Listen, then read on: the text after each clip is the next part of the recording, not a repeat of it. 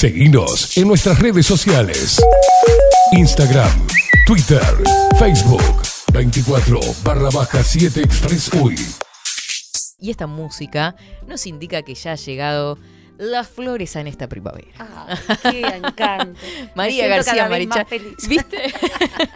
Yo vine toda azucarada y abrillantada y vos venís florecida. Ay, yo vengo florecida. Buenos días, ¿cómo estás? Muy bien, feliz de estar con ustedes como siempre. Un placer. Y hoy con un escritor uruguayo. Exacto, con un escritor uruguayo que tal vez, desde el punto de vista de la visión internacional, sea el más destacado de todos, por lejos. Mira. Que es Juan Carlos Onetti. Juan Carlos Onetti. Que incluso dentro del boom de los años 60, que nosotros tenemos a Benedetti, a Idea Vilariño, por supuesto que el mismo Juan Carlos Onetti era un poco como el padrino de todos ellos, como que tenía cierta distancia porque estaba muy reconocido mundialmente, mucho antes que el resto de la camada que venían de haciendo. la camada que venía, exactamente. Después, por supuesto, Mario Benedetti llega también a tener una gloria muy importante literaria a nivel mundial, y hay otros. Es que se da primero en él porque es mayor en realidad. Claro, también, él ¿no? es mayor que ellos, pero además de eso fue extremadamente destacado porque rompió con los esquemas propios de la época y se podría decir que en Uruguay es el primer autor existencialista. Entra en el existencialismo filosófico y en el existencialismo literario. Claro. Además, su propia manera de ser, yo le contaba a Facundo, era un hombre tan profundamente deprimido, era un hombre tan oscuro, ¿no? oscuro. O sea, yo pienso en la literatura de Onetti y pienso en oscuridad. Oscuridad. Es que, por ejemplo, a mí me pasa lo siguiente, lo admiro profundamente, pero no me gusta. A mí tampoco. Eso, bueno, menos mal. Yo lo caractericé como oscuro. Claro, pero... porque sucede lo siguiente. Nosotros no tenemos por qué pensar que porque estamos estudiando o leyendo o abordando un autor, un libro, lo que fuere, nos tiene que gustar. Y hay algo que yo aprendí con Jorge Luis Borges. Aquel libro que no te gusta, que no te llega, que te oscurece, que no te hace bien, bueno, déjalo. Por más grande que sea el autor. Claro, que te permitas como lector leer lo que quieras. Yo leí, por ejemplo, Junto a Cadáveres, que es uno de los libros de la trilogía de Santa María. Ahora vamos a hablar de todo eso. Leí El Pozo y sinceramente te dan muchas ganas de mirar a un pozo desde el borde, porque el hombre transmitía con una genialidad las cosas oscuras que sentía, que imaginaba. No sé si esta anécdota es cierta, A ver. pero parece que el pozo surge a raíz, en primera instancia, de que no tenía cigarros. Sí. Mirá, no tenía idea de por qué. Hay varios documentales que hablan sobre cuestiones de anécdotas de su infancia, de su adultez, y en un momento no consiguió cigarros y dijo, bueno, me siento a escribir, a desahogarme. ¿No? Qué lo sorprendente. Lo que puede sentir una persona que siente cierta adicción, ¿no? Claro que sí. Bueno, él era un fumador empedernido. Tomador. Muy bebedor. Era un hombre además que pasaba leyendo y escribiendo. Entonces toda su vida giraba en torno a muy pocas cosas. Incluso vamos a hablar de su amor con Idea Vilariño, otra brillante escritora, una poeta exquisita. El último poema que ella le dedica, No seré yo. Sí. O no me acuerdo si se llama No o No seré yo, después lo vamos a ver. Pero que ella, por ejemplo, durante toda esa vida adulta que tuvieron, iban y venían en un amor que nunca llegaba a nada. Pero los comportamientos de Onetti eran comportamientos de una persona totalmente irreal. Del amor apasionado, del amor tierno, del estar juntos en silencio. Hay una foto icónica, por ejemplo, en la que están ambos sentados, espalda con espalda, en un banco de plaza leyendo, sin solamente leyendo. No interactuando entre sí, digamos, no de alguna interactuando, sino que, bueno, los silencios, que también son parte del amor. Pero después, por ejemplo, el insulto, el abandono, el avisarle que se casa, por ejemplo. Bueno, vos sabés que vi una entrevista a Idea Vilariño hablando sobre Juan Carlos Onetti. Claro. La viste, claro, ¿no? Por Con supuesto. esa voz tan dulce, tan agradable. Pero ella le dice en un momento, él nunca me conoció y se lo dije. Claro, sí, y es verdad. Y yo nunca lo conocía a él, no sé cuál era. Claro, porque en definitiva las facetas de él son un poco como el desdoblamiento de algunos de sus personajes. Sí. Él es el escritor impresionante, es el hombre serio, el hombre académico desde el punto de vista de un autodidacta, ¿no? Porque él no terminó una carrera universitaria, pero fue un escritor genial y nadie puede negar eso, y yo lo admiro profundamente, aunque no me guste su literatura. Y bueno, vos lo veías, por ejemplo, en esa en esa creación literaria y con la capacidad de pintar, con una humanidad profunda, las personalidades, los enfrentamientos, la hipocresía, la bondad. Y después él era un hombre que era absolutamente impredecible. Claro. Y que tenía además reacciones que podían ser hasta violentas. Entonces, vemos cómo la contextualización, siempre volvemos a lo mismo, tiene mucho que ver con el tiempo y con el espacio, pero también con las características de la personalidad del autor. Sí, y me pasó ver a Mario Benedetti también, nombrando, como para nombrar alguna característica chiquitita e ir acercándonos a él. Dice, por más que aparentara ser una persona oscura, apartada, con el tiempo lo fui descubriendo, dice Benedetti, Claro. sobre todo cuando fueron vecinos en Madrid, vivían a 6 cuadras de diferencia. Cerquita, exactamente, en el exilio. Era ambos. un hombre profundamente sentimental. Claro, y fue lo que descubrí con el tiempo, dice. Claro, pero lo tenía tan escondido y podía tener accesos de tanto enojo que, bueno, no hablo de nada físico, ¿no? Pero quiero decir que era un hombre impredecible. Incluso Claro. la misma idea lo dice, sus esposas lo dijeron. Se casó con una hermana primero y con otra después que eran primas suyas, por ejemplo. O sea, vos lo ves que era también como una especie de alguien totalmente descolocado en el mundo. Yo creo que él se sintió siempre descolocado en el mundo. Puede ser. Y por eso creó todo lo que creó a su alrededor, en estos mundos. En Santa María, por ejemplo, que es esa ciudad que es un poco Buenos Aires, un poco Montevideo. Después en lavanda como la flor de la lavanda, como el perfume, ¿no? Que es por lavanda oriental. Claro. Que le pone Que la lavanda, conveno, o sea, pues. le cambia el nombre por el nombre de la planta y la flor perfumada. Pero vos lo ves que posiblemente allí él escondía o guardaba todas esas cosas que tenía dentro, yo pienso que eran muchas, y que en esa cabeza y en esos sentimientos había tanto que era prácticamente imposible de manejar. Yo supongo que debe Puede haber ir sido por ahí. difícil para él. Una época difícil también. También una época, pobre, vivió en una época, todos los que vivieron su adultez y su adultez mayor en la época de la dictadura saben perfectamente de qué se trató. Se llamaba Juan Carlos Onetti Borges. Nació el 1 de julio de 1909 Ay, canceriano. en Montevideo. Ya está, ahí tenés todo. Tenés todas las características. Y murió el 30 de mayo de 1994 en Madrid, España, porque después del exilio él ya no volvió a Uruguay. Estuvo muy decepcionado, muy desilusionado. Igual siempre interesado. Siempre, por Uruguay. no. Él Siempre amó. preguntaba. Sí, él amó su tierra, ¿eh? Él en ningún momento desprestigió, ni despreció, ni se enojó. Él se enojó con las situaciones políticas y sociales que traían esos años violentos y esos años dificilísimos, pero él amó su tierra. Y siempre, más allá de que vivió muchísimo en Buenos Aires, él se identificó como uruguayo. Claro. Y eso para mí tiene un enorme valor también, el amor que él tuvo a su tierra. Nosotros, por ejemplo, vamos a ver que este señor en realidad era hijo de un descendiente de irlandeses. Muchas gracias. Onetti era su, muy amable, era su apellido, o apóstrofo, Netti, o Nitti, con N-E-T-T-Y. Pero cuando llega el abuelo o el bisabuelo de Juan Carlos Onetti a Montevideo, lo italianiza, ve que está muy poblado de italianos y de españoles. Entonces lo italianiza y se escribe Onetti sin el apóstrofo y con la doble T. ¿De dónde era latina. entonces el Irlandés. Irlandés, era de origen irlandés. Bueno, hizo la escuela, por supuesto, en Montevideo, hizo el liceo. Su padre era había estudiado, y la madre era de una familia de hacendados gaullos. Se llamaba Honoria, habíamos dicho Borges. Honoria ¿Vos sabés Borges. que hay alguien que dice por ahí? Contame. No, porque esto es, ¿no? De entretelón. Sí, claro. Que se escapaba mucho, que no fue un buen estudiante, Onetti. Se escapaba mucho, se le aparecía al padre a veces en el sector de la aduana, creo que Sí, trabajaba por en ahí la el aduana el padre. papá, sí. Y en un día lo encuentra y lo lleva a tomar una grapa, la cual no le gustó a Onetti.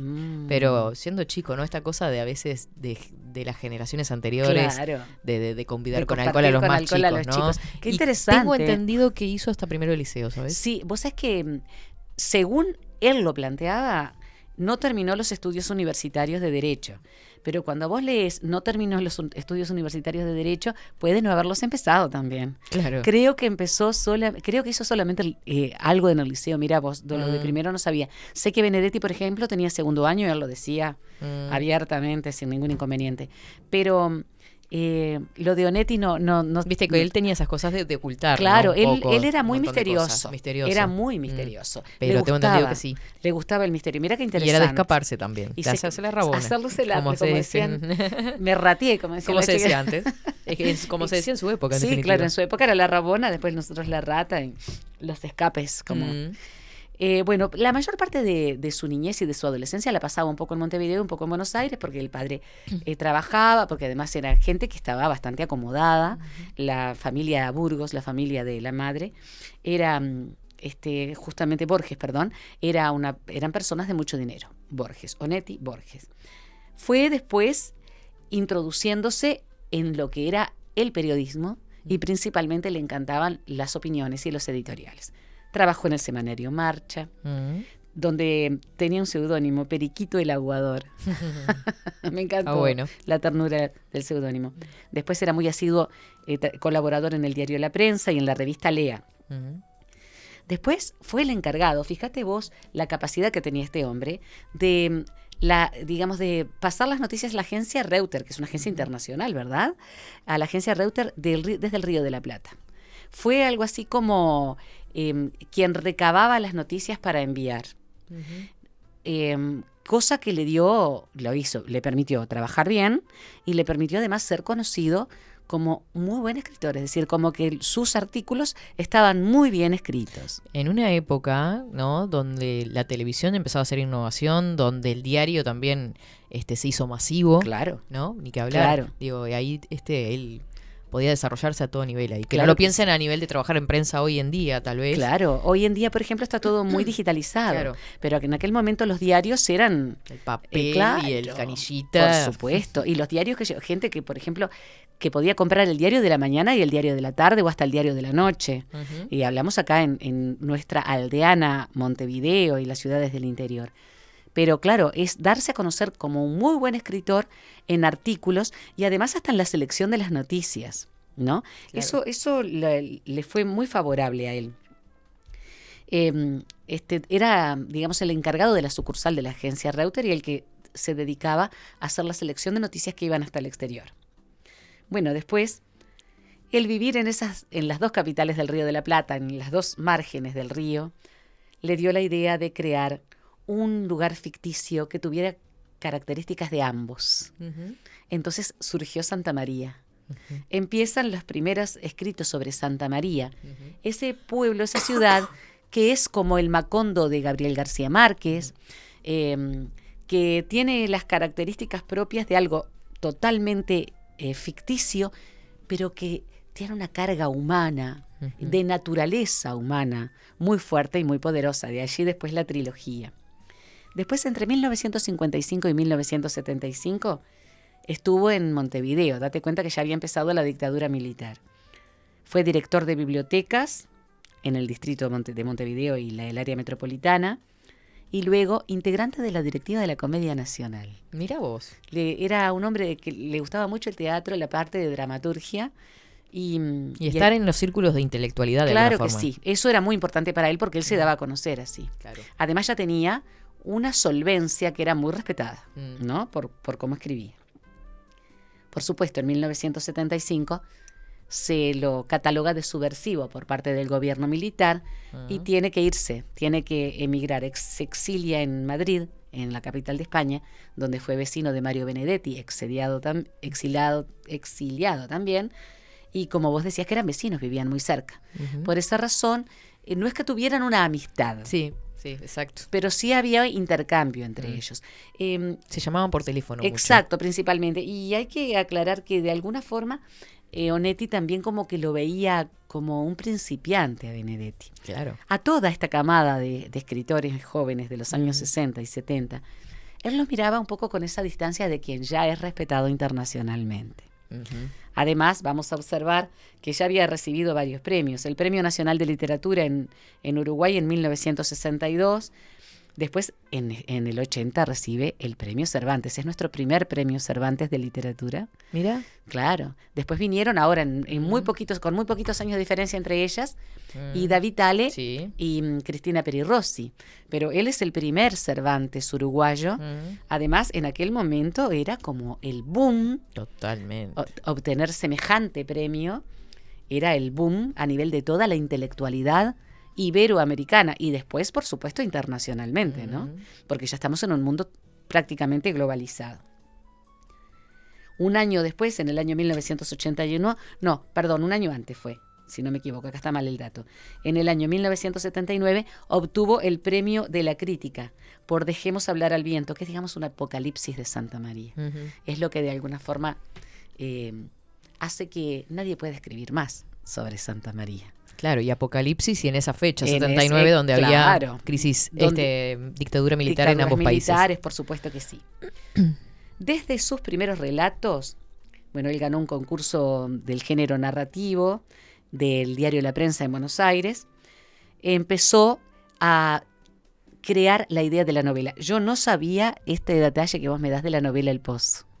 El Pozo, que es una novela muy amarga, muy dura, excelentemente escrita, es de 1939. El dato que me diste me encantó. Sí. No Después te tenía paso el videito cigarrillo. porque Ay, me encanta. me encantan esos detalles. Sí, son esos detalles que hacen al chismerío. Y que hacen a ver al otras chisme- facetas del autor. Al chisme sano, esas cosas Sí. que nos contamos como si fuéramos vecinos del mismo. Es que, o sea, lo estamos trayendo con nosotros. Exacto, al tener una época dentro de lo que es la globalidad de la historia tan acotada, Claro. o sea, porque hay entrevistas, hay artículos, hay prensa, hay gente que lo Mucho. conoció y que lo entrevistaron y qué Mucho. opinabas de fulano, entonces nos acerca un poquito más Claro, a la imaginarlo, por a la lo menos. personalidad, a imaginar cómo era, exactamente. El Pozo, para los críticos, fue considerado el antecedente perfecto del existencialismo literario. No nos olvidemos que la corriente filosófica existencialista está en pleno apogeo en las décadas del 20, 30, 40 hasta el 50, en todo el mundo, pero principalmente en el occidente. Y tengo otra. Contame. No. Contame, porque contame ese porque estaba buenísimo. me encanta. No, de chiquito, él se escondía a leer. Ay, lindo. Pero se escondía a leer en un mueble que apenas por una rendijita entraba la luz. Ay, qué lindo. Se escondía ahí a leer y leía justamente muchos a filósofos existencialistas. Claro, como a Camus y a Jean-Paul Sartre, claro. Exacto. Ay, qué lindo. Que de ahí, digo, un poco también estará esa escuela, lo autodidacta que decíamos, ¿no? Claro. Ese aprendizaje Desde en la temprana chiquito edad me estás diciendo. a leer autores, ¿no? Tan Además, difíciles. Fíjate dónde se escondía a leer, me contás. Mm. En un mueble. En un mueble. Es también como, ¿Te lo imaginas? Claro. Es- Es como encerrarse en su propio intelecto, ¿no? Mm. Qué interesante. Y va muy de la mano de su De personalidad. su personalidad. Él era un hombre Ujú. con unas depresiones muy serias. Bueno, por supuesto, Albert Camus, Jean-Paul Sartre van a ser sus maestros, mira vos, desde que era chiquito. Qué cosa increíble, ¿no? Las cosas que uno aprende después de la gente, porque eran, sí, grandísimos escritores, pero eran seres humanos, Sí, con y son todas las historias, luces y las historias sombras. contadas, ¿no? Por quienes lo conocieron. Que son como leyendas que se van creando también, Claro ¿no? que De sí, estos claro. personajes. Después del Pozo escribió Tiempo de abrazar en 1940, Tierra de nadie un año después. Es decir, escribió, publicó, sabemos que viene escribiendo en forma. Además creo que escribía varias cosas al mismo tiempo, porque se encontraron muchísimos apuntes, incluso en diferentes carpetas y cajones. Para esta noche, en 1943, Los adioses, que es impresionante, en 1954, y Para una tumba sin nombre, que a mí me encantó, de 1959. Más allá de que no me gusta como te decía, la obra, hay cosas que, por supuesto, que a unos nos llega más. Ujú. Por ejemplo, a mí, Para una tumba sin nombre, me encantó. Claro. Es que es una época en la que van a nacer obras como Rayuela con Cortázar, Claro. Gabriel García Márquez, otro Sí. tipo de literatura con más luz, si se quiere, Exacto. con creación de otros personajes más amigables que los de Onetti. Exacto. Él es el sombrío. Él es el escritor oscuro. Ujú. Él es el hombre que va a hablar sobre, digamos, a desarrollar en su Santa María la prostitución, el alcoholismo, el enfrentamiento ideológico, por ejemplo, por religión, la persecución, todas esas cosas que suceden en cualquier grupo humano, sea donde fuere, mucho más en la época en que Onetti estaba viviendo y en un Río de la Plata tan convulsionado, como él ya dejó de vivir aquí, pero como vos decís, siempre estaba enterado de las cosas que pasaban. Después tiene unas colecciones de cuentos, una detrás de la otra escribió. Un sueño realizado en 1951, La cara de la desgracia, ¿viste los nombres, no? 1960, El infierno tan temido, en 1962, y Tan triste como ella, de 1963. La tristeza, la sombra, la oscuridad, el vacío, la soledad, la muerte, están presentes en esta obra. Un hombre que tuvo muchas parejas, ¿no? Sí, por supuesto. A mí me llamó mucho la atención que ella se haya casado con la prima. Sí, se casó con la prima. Se haya divorciado de la prima para casarse con la hermana de la prima. O sea, eran Onetti. Es algo tan, además, como no encontrar nada más que en la proximidad o casarse por una cuestión de bueno, era lo que correspondía a un hombre de la época, tal vez, ¿no?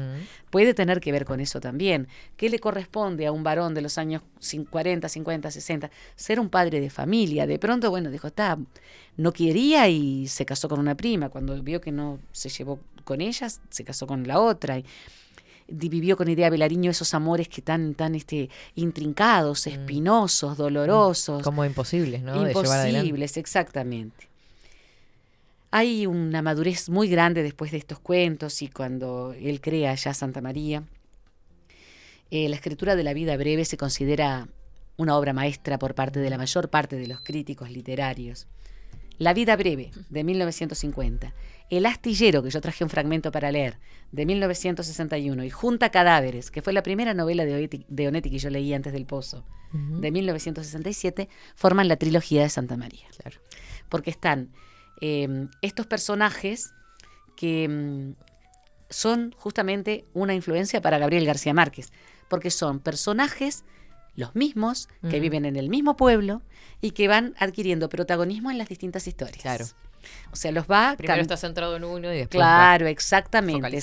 Se culmina una novela, se culmina una historia, comienza otra, con algunos de estos habitantes de Santa María viviendo otras cosas, y así. Esto influyó mucho en Gabriel García Márquez con los funerales de la mamá grande, los cuentos, y posteriormente la existencia de 100 años de soledad en el Macondo de Gabriel García Márquez, ¿verdad? Muy bien. Esos personajes entonces van cediendo el protagonismo unos a otros. Los temas, bueno, son temas recurrentes por lo oscuros, ¿no? Sórdidos. Son comunes al humano, lógicamente, pero son sórdidos. La oscuridad, la prostitución, la soledad, la rutina, el dinero como un objetivo fundamental. Sí. Cosa que no fue, por ejemplo, no lo fue para Onetti, porque por más que tuvo sus ganancias con las obras que pudo publicar, no era un hombre que estuviera dilapidando ni que estuviera haciendo alarde de lo que tenía. Por supuesto, ese realismo exasperante propio del existencialismo se ve en La vida breve cuando, y acá a mí me parece que está él presente, ¿no? En La vida breve yo no lo leí. José María Brausen, que es el protagonista, se inventa otro yo, José María Arce, muy violento. José María Brausen es tímido, se esconde, se oculta, pero el otro es un asesino que está planeando un crimen. Ese desdoblamiento de la personalidad a mí me resulta tan Onetti, tan Juan Carlos Onetti, no porque no estoy hablando de la criminalidad, sino de eso humano, pero al mismo tiempo de eso oscuro, las dos caras de la misma moneda.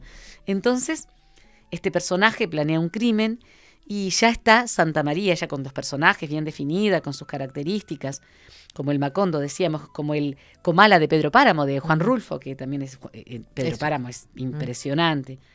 Y ya estamos dentro del centro del centro narrativo en el que él después va a ser como una especie de espiral desde el centro hacia afuera, explayándose en la temática. El astillero y Junta cadáveres se centran en Juan Larsen. Este personaje, Larsen, tiene la brillante idea de asentarse en Santa María y poner con 3 prostitutas mayores que se llaman Nelly, Irene y María Bonita un burdel, un prostíbulo. Entonces, ¿qué sucede? Frente a esto, en una ciudad, digamos, pacata, podríamos llamar, estructurada, con características bien definidas, siempre de la puerta para afuera, porque de la puerta para adentro las historias son otras, es absolutamente vilipendiado Larsen. Se lo prácticamente quiere quieren lapidarlo, y a las chicas, a las mujeres que venían con él, que eran grandes, no eran chicas, ¿no? Entonces, la hipocresía, la doble cara, digamos, la lengua viperina de los vecinos aparece extremadamente bien planteada en Junta Cadáveres. ¿Y no será la misma hipocresía del Río de la Plata, de querer mostrar una cosa y en realidad también tiene sus oscuridades? Es que yo creo, Catherine, que él estaba pintando su propia sociedad. La sociedad de la que él formó parte porque vivía en los dos lugares. Exacto. Yo creo que él trató de mostrar justamente lo que en esa época era, como decíamos, ¿no? Lo que quería el común de la gente, que es que vos vivas una vida heterosexual, que tengas una pareja definida, pero después lo que hagas fuera es una cuestión que lo arreglarás dentro de las paredes hacia adentro, pero no tiene demasiado que ver con tu forma de mostrarte. Y eso está muy bien planteado en Junta Cadáveres. Claro. Muy, muy bien planteado. En toda la saga, pero en Junta Cadáveres más. Después, además, lo organiza científicamente. El proyecto del burdel está organizado científicamente. Esto, cuando yo lo leí, más allá de que lo que me cuesta leer a Onetti, me gustó mucho, porque es científico el burdel, no es cualquier burdel. Después, en El astillero, que es el título que más se conoce en el mundo, de Juan Carlos Onetti, y el más celebrado a nivel de la literatura de todos los países, porque ha sido traducido a cuanto idioma hay, por lo menos a todos los idiomas oficiales prácticamente. El astillero es cuando él ya queda definitivamente establecido en la cúspide del boom latinoamericano y en la cúspide de la literatura en habla española, en lengua española, claro, en letra española. Él es el sumum en ese momento. Claro. Fue celebrado de una manera... ¿En qué año estamos hablando? Estamos hablando de El astillero ya a principios de los 60. Claro. Allí él queda... Ya era un adulto. Por supuesto, claro. Es como tú decís, es mayor que los otros. Es mayor que el resto de... Perdón, que el resto no, que el conjunto de los escritores del boom. El plano internacional, no solo en el continente, ¿no? El plano internacional lo vio brillar... fuera del continente, en Europa, en Asia. No serás profeta en tu tierra se cumple acá, porque Onetti no es de los escritores más nombrados ni queridos, ni estudiado a nivel de secundaria. Claro, y sin embargo estamos hablando... Estamos de un destacado a nivel mundial. Por supuesto, y estamos hablando posiblemente del mayor novelista de esta época, para muchos críticos por lo menos, en lengua española, en lengua castellana. Yo, como te digo, yo quiero ser sumamente sincera, como lo soy contigo siempre, porque esto es algo muy íntimo, ¿no? Entre vos y yo. Nadie se entera. Nadie se entera. A mí no me gusta, pero no me gusta porque me ensombrece, pero no dejo de analizarlo cuando lo analizo. Y es brillante. ¿Por qué no me gusta? Porque me transmite todo lo que él escribe, sin necesidad de hacer ningún juicio de evaluación. Y que quiere decir que el trabajo está bien hecho también, excelente. ¿no? Nadie, claro, si nadie puede, de esa manera, nadie puede provocar eso en otra persona. Exacto. Nadie puede provocar eso en otra persona si no es un excelente escritor. Y eso es lo que él me provoca, a mí personalmente. Bueno, en El exilio en España hay un epílogo de esta trilogía que es Dejemos hablar al viento, de 1979. Como te decía, una especie de apocalipsis de Santa María. Los habitantes, los reiterados habitantes que van una y otra vez apareciendo, bueno, viven cosas terribles como también las vivía en esa época toda la región rioplatense y gran parte de América Latina. Trata también aquí con un personaje muy impreciso, que es Medina, que ejercita la medicina y la pintura bajo la protección de una prostituta. Siempre hay alguna prostituta a la vuelta allí. Y cuando vuelve a Santa María, Medina es el comisario, cuando es un hombre totalmente degradado físicamente, moralmente. Entonces yo creo que aquí Onetti, como vos muy bien decías, trató de representar en este personaje dantesco toda esa reunión de cosas terribles que estaban pasando. Claro. Ya era previo a la dictadura, ya aquí se pasaban cosas terribles. Hubo una guerrilla primero, la guerrilla después fue totalmente diezmada. Sí, desde el 67, digamos. Exactamente. Y después viene la dictadura de una manera implacable, haciendo destrozos. Y yo pienso que aquí es cuando él busca en Medina justamente ese apocalipsis de, bueno, esto se destruye. Sí. Santa María tiene que ser destruido de alguna forma. Esa institución cae. Claro, exactamente, ahí está. Yo creo que esa interpretación es la más adecuada para esto. Después, antes de morir, en el año 93, él publica Cuando ya no importe. Cuando ya no importe es un testamento de su ficción y es tan... No, yo he leído solamente algunos comentarios de tanta tristeza, de tanta soledad, de tanta oscuridad, bueno, como fue él siempre, ¿no? Después completó lo de Santa María con lavanda, lo que yo te decía, que con el nombre de la flor, que va con V y todo junto, lavanda, y el perfume, está recordando un poco la banda oriental. Y aquí aparece un refugio siempre imaginario, que es un lugar que se llama Monte, y cierran, digamos, lo que él sentía por su país, que era un amor muy grande, pero una decepción de cómo se iba dando la historia. Así que la banda es también una forma de representar su tierra. Qué lindo. Igual. Onetti se planteó para hacer una escritura muy lacónica. Él no es un hombre, como te decía, de estar... Él se explaya mucho, por ejemplo, en descripciones y todo lo demás, pero es lacónico. Esas expresiones son breves, son muy identificatorias, muy, digamos, plantean muy claramente lo que está diciendo a quien está describiendo lo que está hablando. Él tenía un temperamento escéptico. Por esa razón, esa filosofía era también parte de su vida, ¿no? El existencialismo era una forma en la que él planteaba. Entonces, su desencanto, su tristeza, su oscuridad, le dan un estilo propio que lo hace un escritor único. Único. Y antes de leer nada, vamos a hablar un poco de su historia de amor con Edea Vilariño. Porfa.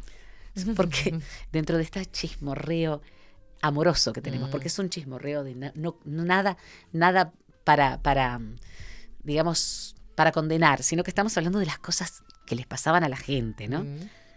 Al principio, bueno, parece que se conocieron de una manera bastante trivial, que fue un encuentro muy superficial.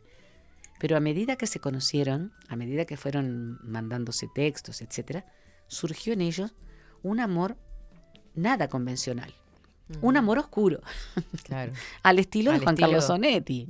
Y también de Edea, porque Edea, más allá de todo, tenía sus grandes tragedias. Ella tenía sus tragedias personales. Más allá de toda la grandiosa poeta que fue, tenía sus tragedias personales. Acá, dentro de Uruguay y fuera del país, ellos tuvieron momentos de muchísimo amor y de muchísimo encuentro apasionado y también de rechazos y enfrentamientos y separaciones. Vilariño tiene la mayor parte de sus poemas de amor dedicados a Juan Carlos Onetti. Claro. Los poemas de amor de Edea Vilariño son en su mayor parte dedicados a Juan Carlos Onetti. No olvidemos que también ella hizo otro tipo de poesía. Por ejemplo, en la canción y el poema hay muchos de los temas de Edea que fueron cantados por Alfredo Zitarrosa. Alfredo Zitarrosa la admiraba profundamente e hizo muchos de sus poemas, los musicalizó y los cantó. Y bueno, los orientales, por ejemplo, que es prácticamente un himno y es una canción como anónima, es de Edea Vilariño. Entonces, que es hermosísima. En Los adioses de Juan Carlos Onetti, él, en forma, digamos, solapada o en forma medio escondida, él habla justamente de su amor por Edea. Pasó mucho tiempo deprimido en su exilio, en los 20 años en España. Murió cargado de gloria literaria y, sin embargo, muy enfermo. Recibió el premio Miguel de Cervantes Saavedra, como te decía, en 1980. Y una de las cosas que también era característica en ellos era la ida y vuelta. Siempre se amaban, se encontraban, se celaban, se peleaban, se hacían daño, se ponían distantes, se volvían a traer, se llamaban, él la llamaba para encontrarse de nuevo y así una y otra vez. Después se escribían cosas insultantes, se tranquilizaban. Era privado. A veces se hizo público, a veces se enfrentaban públicamente. Mira. Cuando se enfrentaban públicamente no era tan ardiente, ¿no? La pelea o el encontronazo. Pero Onetti seguía en esa época, ya en las últimas épocas de ya años 60, casado con Dorothea Moore, que fue su última esposa. Dolly. Exactamente. Dolly. Cuando se fue para España, él dijo que intentaba olvidarla poniendo el océano Atlántico de por medio, de olvidar a Idea. Pero le resultó imposible. Entonces vivía preguntando por ella a cuánto uruguayos pasaba por Madrid. Claro. Y ella se sentía sumamente dolida porque lo tenía lejos, pero él preguntaba por ella y decía cuánto la amaba y cuánto la extrañaba. Después, cuando él se deprimió profundamente, fue en la intelectualidad de Uruguay y en la intelectualidad española, él, como nosotras cuando nos ponemos a charlar de nuestros autores queridos, ¿no? Fue la comidilla. Claro. Fue la comidilla. ¿Vos sabés por qué está así porque está casado con Dolly, pero resulta que él ama a Idea, que está en Montevideo, Idea. Pero lo que pasa es que la Idea le había hecho la vida bastante imposible. Mira. Claro. Esto es increíble. Esto lo cuenta Idea en un momento determinado. En 1974, con el permiso de Dorothea, que los dejó solos en la habitación, Idea lo visitó. Sí. Tenía una internación forzada. Entonces, y Dolly fue muy buena porque de alguna forma dijo, si quiere verla y si esto le hace bien, vamos a permitirlo. Y al mismo tiempo después Idea decía, pero esta mujer es estúpida. Lo llegó a plantear así a sus amistades. ¿Por qué permite esto? Pero vos pensás la grandeza de alma de la esposa, ¿no? Que permitió ese encuentro. Apenas llegaba él cuando me agarró con un vigor desesperado y me besó con el beso más grande, más tremendo que me hayan dado, que me vayan a dar nunca. Y apenas comenzó su beso, sollozó. Empezó a sollozar por detrás de aquel beso, después del cual debí morirme. Dice Idea Vilariño. Qué dolor, qué pasión y qué todo, ¿no? Cuánta angustia, cuánto dolor, cuánta irresolución en una historia de amor, ¿no? ¿Podría ser más fácil? Yo pienso, ya en esa época las cosas estaban cambiando a nivel de la sociedad. Y él mismo ya había cambiado de pareja muchísimas Por veces. Por eso, digo, ¿no? tuvo muchas mujeres. Pero seguramente serían personalidades también difíciles, claro, ¿no? Yo supongo que convivir habrá sido dificilísimo. Si ellos hubieran convivido, probablemente se hubiera producido una tragedia. Claro. Porque los dos además tenían personalidades muy fuertes.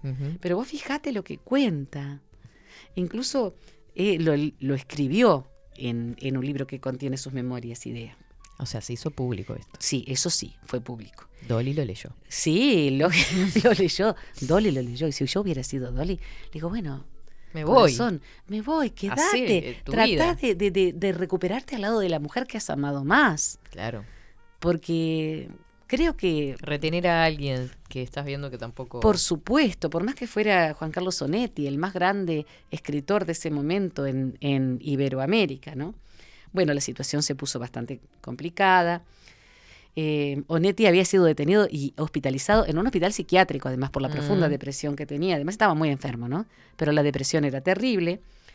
Y Juan María Bordaberry esperaba una gestión internacional, era el presidente en ese momento, de facto.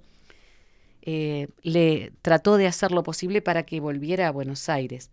Para que saliera de Buenos Aires rumbo a Madrid, invitado por el Instituto Internacional de Literatura Iberoamericana. Él estuvo 2 veces internado, una en Madrid y otra en Buenos Aires. Él había venido a Buenos Aires por conferencias y presentaciones de libros, que fue cuando Idea lo visitó en el hospital. Entonces Bordaberry logró que volviera a Madrid, que era el deseo de Juan Carlos Onetti. Bueno, en 1957 Idea había publicado Ya no se llama el poema. Ay, qué precioso. En el 57 ya. Ya, en el 57. Vos fíjate que fue toda una vida de amor desesperado, ¿no? Sí. Ya no. Ay, qué terrible. Ya no viviremos juntos, no criaré a tu hijo, no coseré tu ropa, no te tendré de noche, no te besaré al irme, nunca sabrás quién fui, por qué me amaron otros. No llegaré a saber por qué, ni cómo, nunca, ni si era de verdad lo que dijiste que era, ni quién fuiste, ni qué fue para ti, ni qué fui para ti, ni cómo hubiera sido vivir juntos, querernos, esperarnos, estar. Ya no soy más que yo, para siempre, y tú ya no serás para mí más que tú. Ya no estás en un día futuro, no sabré dónde vives, con quién ni si te acuerdas. No me abrazarás nunca como esa noche nunca. No volveré a tocarte, no te veré morir. Para mí este es el poema de idea más desgarrador. Sí, es más desgarrador. Es más desgarrador. Las esposas primas fueron María Amalia primero, con quien tuvo a Jorge Onetti, y después se casó con María Julia Onetti, la hermana de su prima. Creo que con ella no tuvo. Y su hijo, el Jorge, fue escritor también. Fue escritor. Jorge Onetti fue escritor que no tuvo nunca el alcance que tuvo su padre, por supuesto. Bueno, lógicamente después tuvo muchísimas mujeres. Se casó después con Dolly, que fue su mujer hasta el final. Nosotros tenemos que leer algo de todo esto maravilloso, ¿no? Que es la idea de un... Mira, idea. Idea se llamaba así porque además su padre era anarquista, ¿no? Viste que los anarquistas le ponen nombres como armonía, idea, numen, nombres así. Esta carga emocional no puede dejar de leerse en algunas de las obras más grandes. Gran parte de esta información yo la extraje de un artículo de Carlos Polimeni que está muy interesante, pueden encontrarlo, incluso está en la Biblioteca Cervantes, que habla mucho, podemos hablar muchísimas de muchísimas cosas, de las mujeres de la vida, de Juan Carlos Onetti, de cómo se sintió, pero es ser recurrente, es volver a decir lo mismo. Por eso yo creo que es mucho más importante leer algo de él. ¿Te parece? Dale. ¿Querés leer algo del Pozo y yo leo algo de Santa María I del Astillero? Dale. Yo te traje, para no traer los libros que eran muchos, te traje un fragmento del Pozo con esa voz hermosa que tenés. Vamos a introducirnos en eso que escribió cuando le faltaron los cigarrillos y que yo lo sé gracias a ti, Carmen. El Pozo. Hace un rato me estaba paseando por el cuarto y se me ocurrió de golpe que lo veía por primera vez. Hay 2 catres, sillas despatarradas y sin asiento, diarios tostados de sol, viejos de meses, clavados en la ventana en lugar de los vidrios. Me paseaba con medio cuerpo desnudo, aburrido de estar tirado desde el mediodía, soplando el maldito calor que junta el techo y que ahora, siempre en las tardes, derrama adentro de la pieza. Caminaba con las manos atrás, oyendo golpear las zapatillas en las baldosas, oliéndome alternativamente cada una de las axilas. Movía la cabeza de un lado a otro, aspirando, y esto me hacía crecer. Yo lo sentía, una mueca de asco en la cara. La barbilla sin afeitar me rozaba los hombros. Recuerdo que antes que nada evoqué una cosa sencilla. Una prostituta me mostraba el hombro izquierdo enrojecido, con la piel a punto de rajarse, diciendo: «Date cuenta, si serán hijos de perra, vienen 20 por día y ninguno se afeita».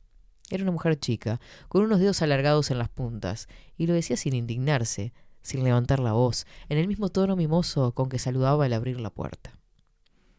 No puedo acordarme de la cara. Veo nada más que el hombro irritado por las barbas que le habían estado frotando siempre en ese hombro, nunca en el derecho, la piel colorada y la mano de los dedos finos señalándola.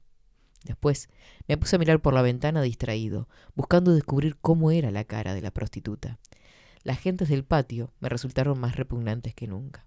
Estaban, como siempre, la mujer gorda lavando en la pileta, rezongando sobre la vida y el almacenero, mientras el hombre tomaba mate agachado, con el pañuelo blanco y amarillo colgándole frente al pecho. El chico andaba en 4 patas, con las manos y el hocico embarrados.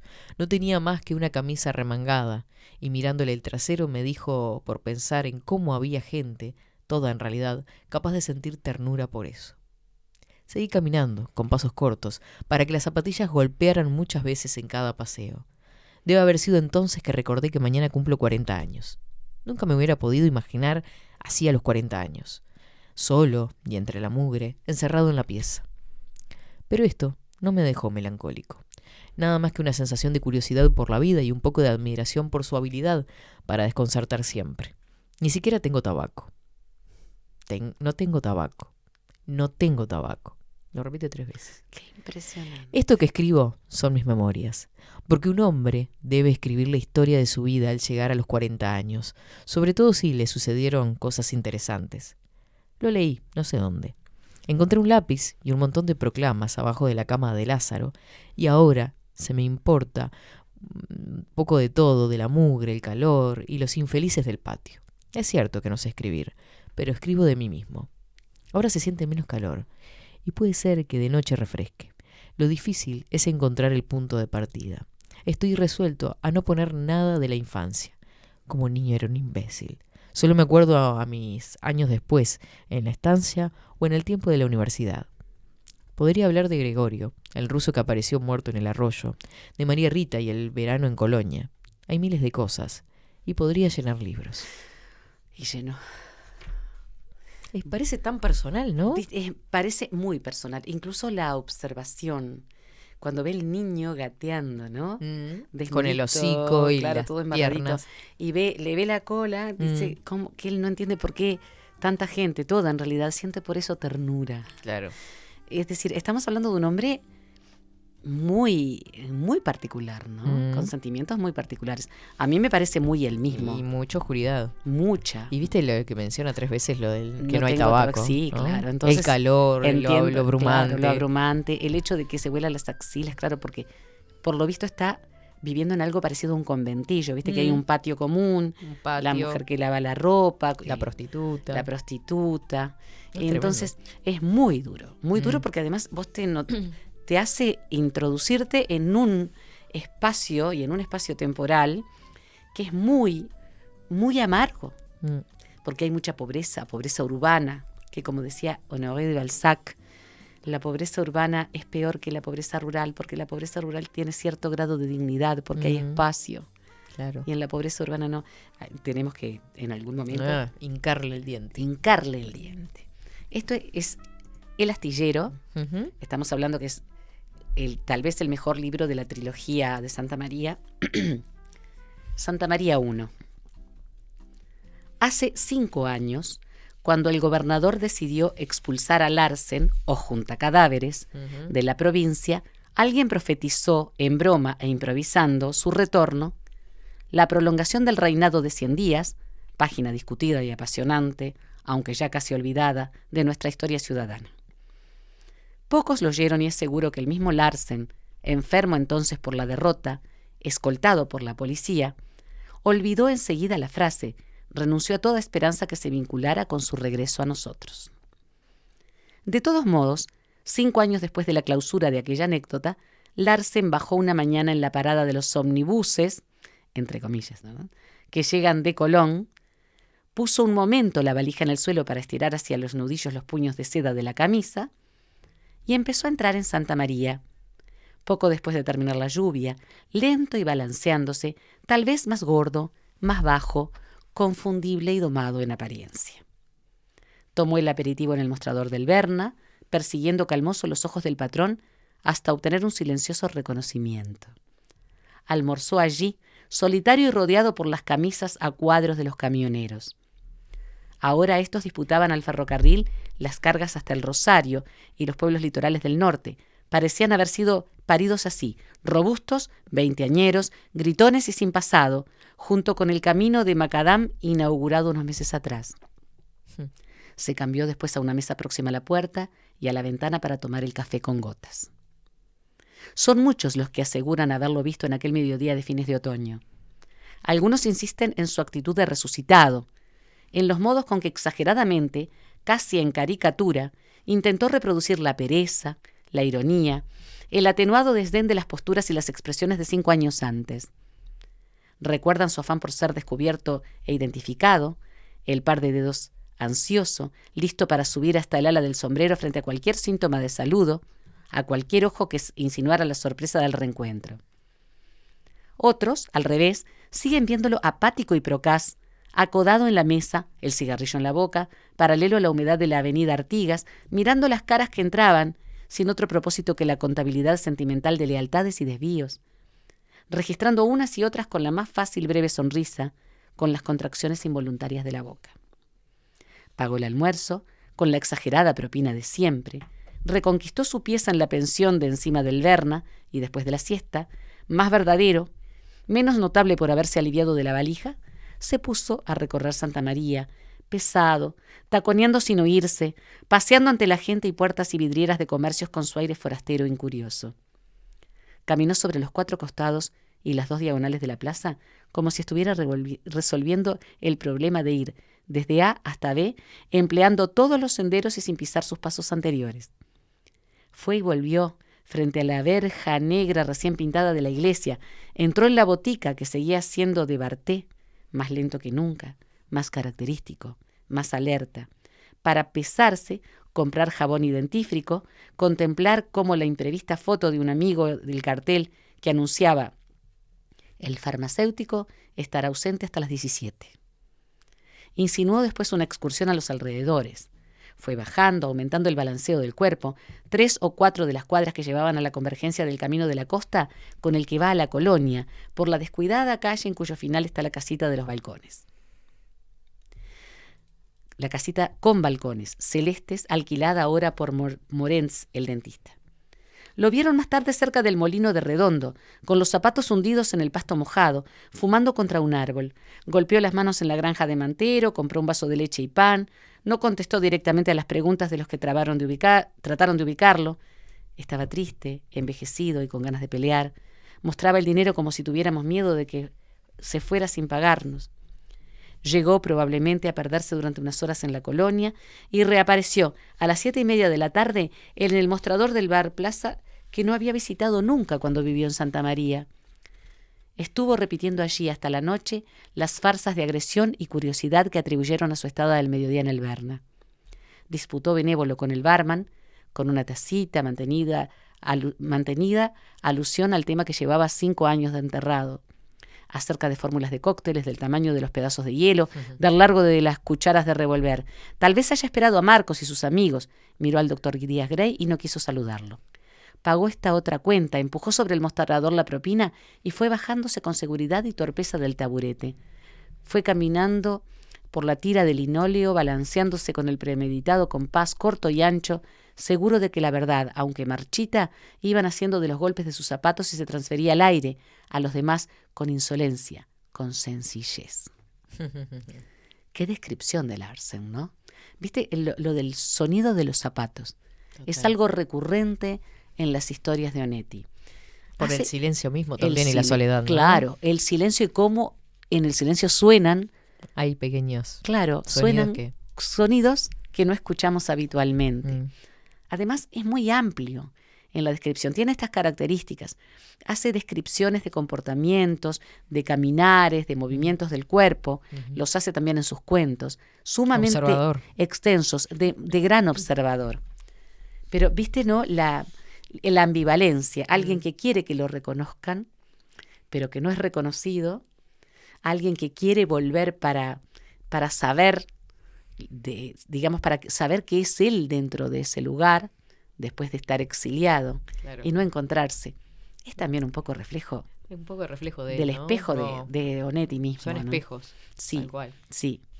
Y como todo tiene que ver con todo, viste que hasta teníamos una descripción de un bar ahí, que hace un ratito teníamos uno armado acá. Vos sabés que justamente me acordé de eso y de los cócteles y de las cucharas de revolver. Todo tiene que ver con todo. Tremenda síntesis.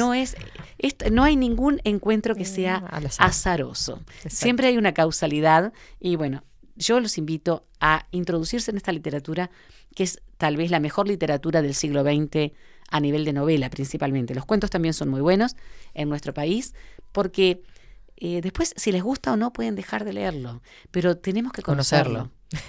Porque ya hasta hablamos en dúo. Y también destrabar el misterio de claro, las palabras. Y poder conocerlo de alguna manera para fijarse. Yo creo que empezaría por los cuentos. Si fuera nuestros oyentes, empezaría por los cuentos porque me parece que es más breve para después sí introducirse lo que sea la novela de Juan Carlos Onetti. Exacto. Le mando saludos a gente que estuvo comunicándose desde España. Me está bajando un resfrío interesante con esto de la pelusa y la primavera. Sí, estoy a punto de estornudar, ya lo aviso. Desde España que se comunicaban. Y bajó nomás. Típico de Lo la avisé antes. claro, Ay, pero lo sentía. típico de la Me época siento- de la pelusa de Aparte, sí, hasta de en los la voz. plátanos, sí, en la voz. Yo tengo la garganta irritada. Saludo a Leti, a Paula también, que está contenta porque pudo escucharnos en vivo. A Sargento Pimienta, que dice: hola hermosuras, al fin escucho nombrar a Albert Camus sin pronunciar la S. Y yo lo pronuncié, ¿viste? Genia total. Albert Camus. Albert Camus. Exacto, Camus. Perdón. Camus, con la trompita Sargento. decía, Aparte mira, terminé de leer el mensaje y digo: ay, no era Catherine la así, S. Albert Camus. Camus. Ahí va. Gracias, Sargento Gracias, Pimienta. sí, Gracias a Eugenio, todos. Eugenio. Gracias a todos. Gracias, María. Nos reencontraremos el próximo jueves. El próximo jueves en El Misterio de la Palabra. 24/7 Express.